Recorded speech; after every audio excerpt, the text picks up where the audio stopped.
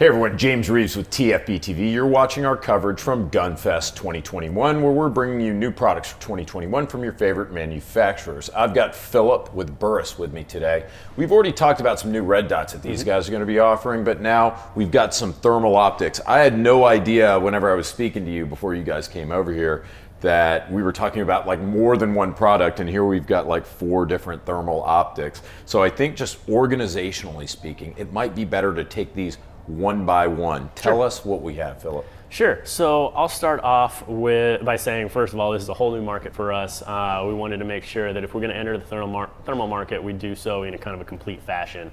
So what we do have here is handhelds, clip-ons, and rifle scopes. And what I'll start with is the handhelds. I've got 2 of them here, the handheld 35 and the handheld 50.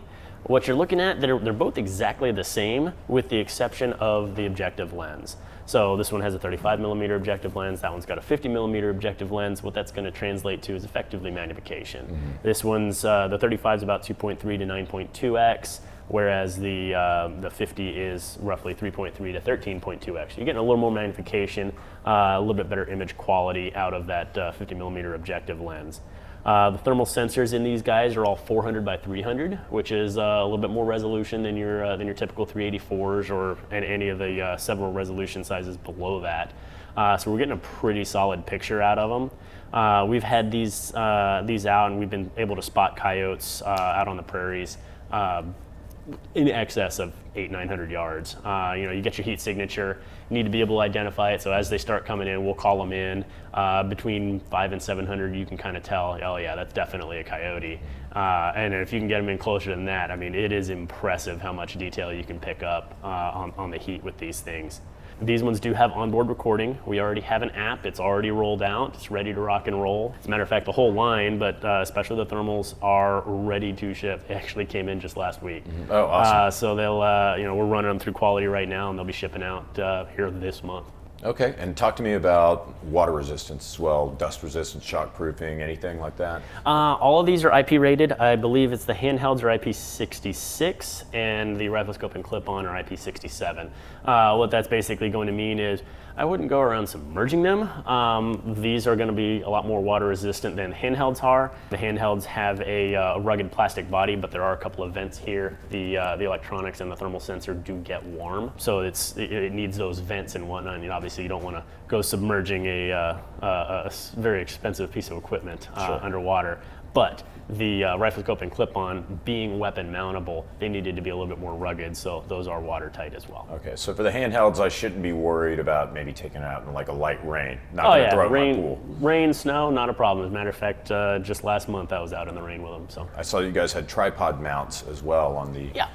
Some folks really prefer to use their app or however they're viewing their image, and what they'll do is they'll use the tripod mount, actually get it mounted up in their stand or out in the field or wherever they're at, and then they can just kind of sit there and move the whole tripod and just be watching on the screen. That way they don't have to suffer as much of the eye fatigue. When you get out and start using a lot of night optics, eye fatigue all of a sudden becomes a real big issue. You don't think about it until you get out there and start using it for an extended period of time, but man, your eyes can get really, really sore just kind of sitting there and one eye in it into a bright LCD screen. So having that bigger screen, turn down the brightness, and you can kind of just sit back, relax, and keep panning across your field really helps. Okay, and before we get to the weapon-mounted thermals, talk to me about price for the handheld. So handhelds, the 35 is going to come in right over 2,000, and the 35mm that is, and the 50 I believe is going to be about 2,500. Okay. Ooh, gosh, I told you I'm not really a thermal guy. I'm sitting here. I was like, man, I can get one of these for like, what, $90 and 120? Not so much. Huh? We wish. But to be fair though, that is a pretty competitive price in the thermal world. As technology improves, costs are coming down, and we figured now is a good time to kind of get these products out to the market. Talk to me about these two on this side of the table. So, 2 different weapon-mounted optics. I'll start with the rifle scope. This is the BTS 50, Burris Thermal Scope 50. Again, with a 50mm objective lens, you'll find that the naming convention's pretty standard and pretty basic. We've already got so much complexity in this hardware, we figured we wouldn't want to get too complex with the names. Right. So we will also have a 35 as well. Same basic difference, same magnifications as the handheld units, however these are weapon mountable. Here in the US, they are going to come with this mount here. That's going to be ready to go on most of your AR patterns type stuff.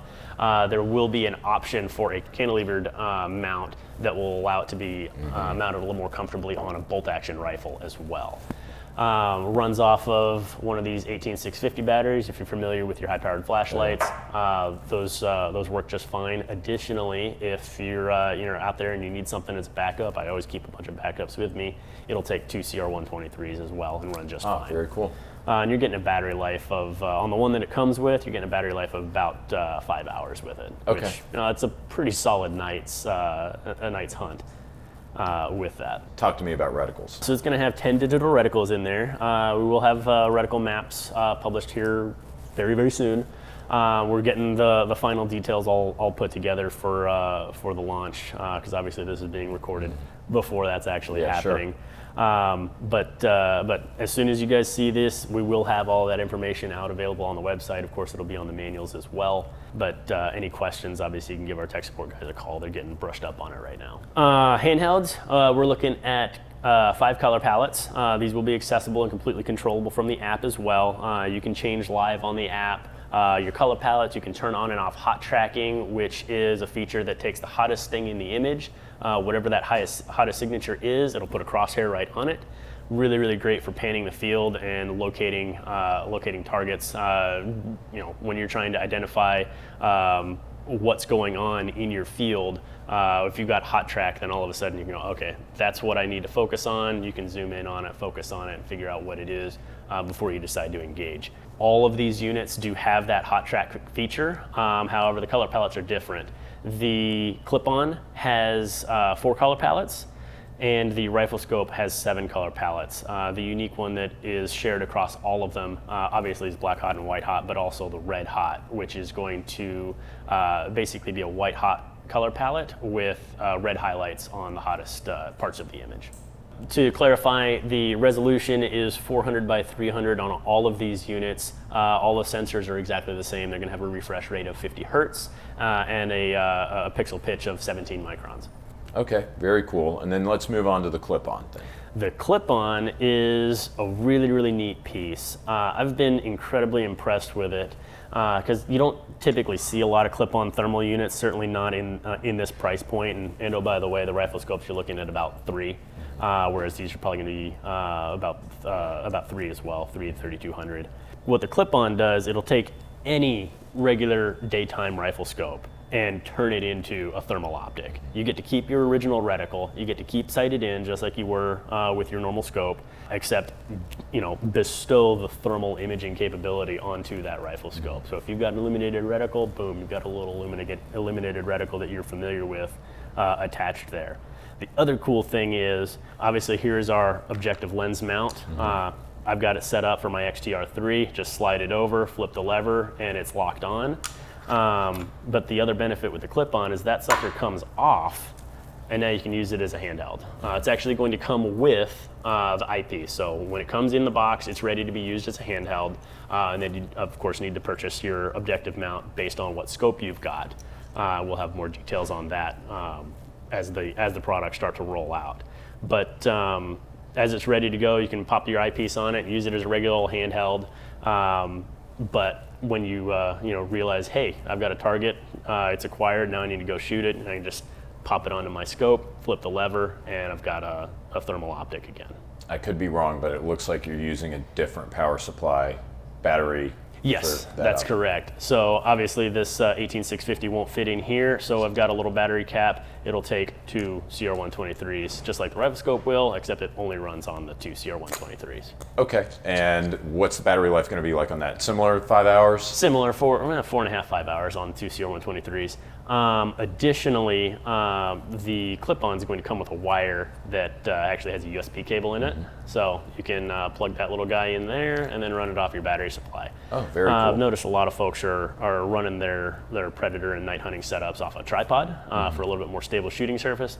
Me, coming from the competitive shooting world, we use the nice stable tripods that can hold a lot of weight, and then we've got our little satchels down in there in the bottom. I just stick my battery pack down in there, plug the wire up, and I'm good to go. Love a good satchel. Are we talking USB-C or mini USB for the charging? On the battery pack end, it's regular USB. This little guy, it's what's called LEMO. It's a 7-pin LEMO connector. And there will also be an available option is a Y cable that will put it into a power supply and also do video output to an RCA cable. Most important question, price, release date. Release date is by the end of this month, and pricing, like I said, on the clip-ons are going to be about $3 to $32. Rifle scopes are going to be about $3. Well, Philip, this is all really exciting stuff. Thank you for walking us through one by one, giving us that detail-oriented overview. Thanks for being on here on TFBTV and watching Gunfest. Yeah. I'm sorry, let me rephrase that. Not watching. You're not watching because you're sitting here with me, talking to me. Thanks a ton for being here on TFBTV Gunfest. Guys, stay tuned. We're going to be bringing you more.